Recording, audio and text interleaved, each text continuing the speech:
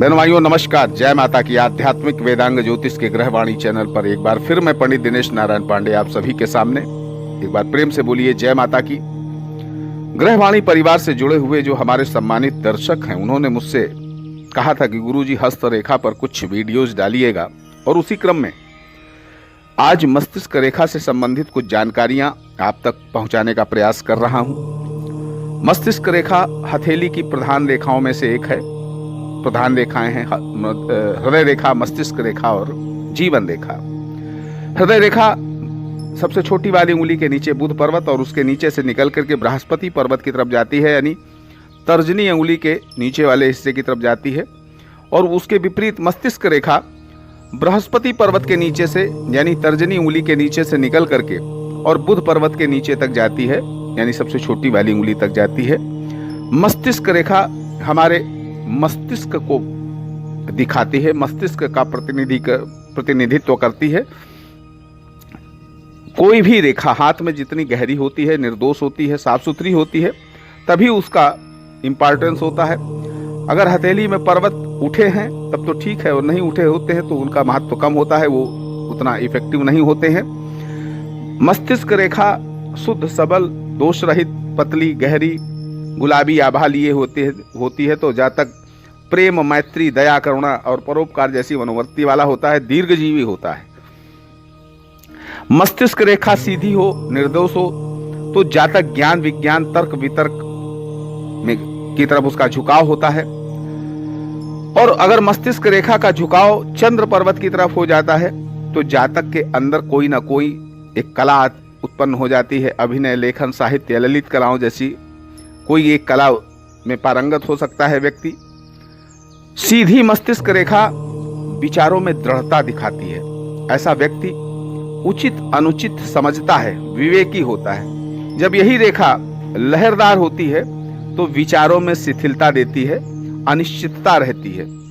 हृदय रेखा के करीब अगर ये रेखा है तो या हृदय रेखा से जुड़ जाती है तो ऐसा व्यक्ति भावनात्मक होता है, भावनाएं उसकी प्रबल हो जाती हैं, बुद्धि भावनाओं के अधीन हो जाती है।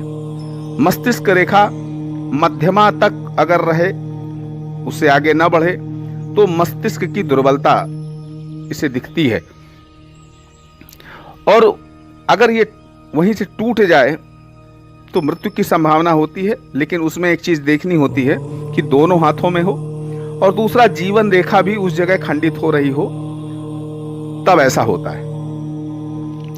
बहनों भाइयों, मस्तिष्क रेखा पर गड्ढा हो या रेखा का टूटना उस भाग में जीवन के दिमागी परेशानी, मिर्गी, हिस्टीरिया जैसे रोग होने की आशंका पैदा करता है।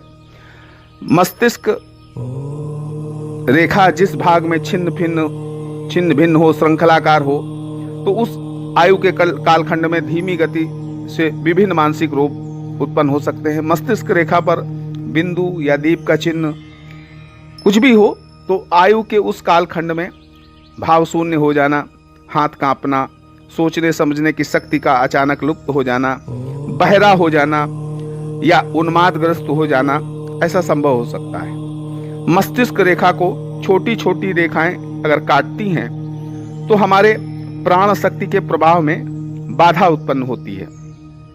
रेखाएं हल्की होती हैं तो मानसिक विकार, और गहरी होती हैं तो मंद बुद्धि बना देती हैं। ये रेखाएं जिस पर्वत से कनेक्ट होती हैं और व्यक्ति के अंदर उसी से संबंधित रोग पैदा होते हैं। मस्तिष्क रेखा दो भागों में विभाजित हो तो बहनों भाइयों क्या होता है कि इसके कुछ सकारात्मक भी होते हैं, कुछ नकारात्मक भी होते हैं। दो भागों में विभाजित हो और मध्यमा अंगुली में 5 लकीर हो या उससे अधिक हो तो मस्तिष्क रेखा मंगल पर्वत को पार कर गई हो, यानी बहुत लंबी हो गई हो, तो ऐसे जातक काफी उम्र में भी कामुकता से ग्रसित रहते हैं, अप्राकृतिक मैथुन आदि करते हैं, मन स्थिति कमजोर, चेहरा निस्तेज और एक तरीके का अज्ञात पागलपन उनके ऊपर सवार होता है। हाथ की अंगुलियां लंबी हैं, मस्तिष्क रेखा छोटी है, सूर्य पर्वत हथेली में नहीं है या सूर्य रेखा नहीं है, तो ऐसे जातक अत्यधिक काम वासना के कारण पागल होते देखे गए हैं या बुरी तरह से कुंठाग्रस्त हो जाते हैं। बहनों भाइयों, रेखा पर बिंदु, चिन्ह, तारा, ये जो मस्तिष्क के लिए अच्छे नहीं माने जाते। अगर रेखाएं काटती हैं तो सरदर्द की शिकायत हो सकती है। ऐसे व्यक्तियों को ज्यादातर सरदर्द की शिकायत रहती है। जंजीरदार, सीढ़ीदार अगर मस्तिष्क रेखा है तो अनिश्चित विचारधारा होती है और लगातार सरदर्द की शिकायत ऐसे लोगों को हो सकती है। अब बहनों भाइयों, मस्तिष्क रेखा से संबंधित कुछ धनदायक योगों की चर्चा करूंगा। निर्दोष मस्तिष्क रेखा एक भाग सूर्य और बुध पर्वत के मध्य में जाए तो जातक नए आविष्कार करता है, अनुसंधान कार्य में लगा रहता है, प्रसिद्धि और धन प्राप्त करता है।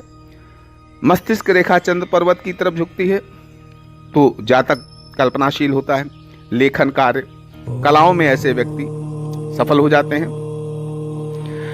मस्तिष्क रेखा का एक भाग अगर मणिबंध की तरफ चला जाता है तो भाग्य रेखा बन जाती है। मस्तिष्क रेखा जब गुरु पर्वत से प्रारंभ होती है और मंगल तक जाती है तो ऐसा व्यक्ति हिम्मती होता है और मेहनत से काफी धन कमाता है। दुस्साहसी होते हैं ऐसे व्यक्ति और सेना इत्यादि में जाने का उनका योग होता है। मस्तिष्क रेखा का एक भाग सूर्य पर्वत पर चला जाए तो जातक बहुत लोकप्रिय होता है, प्रसिद्ध होता है और बौद्धिक क्षमता उसकी बहुत प्रबल होती है। बहनों भाइयों, सुखी रहें, समृद्ध रहें, इसी मंगलमयी कामना के साथ एक बार प्रेम से बोलिए जय माता की।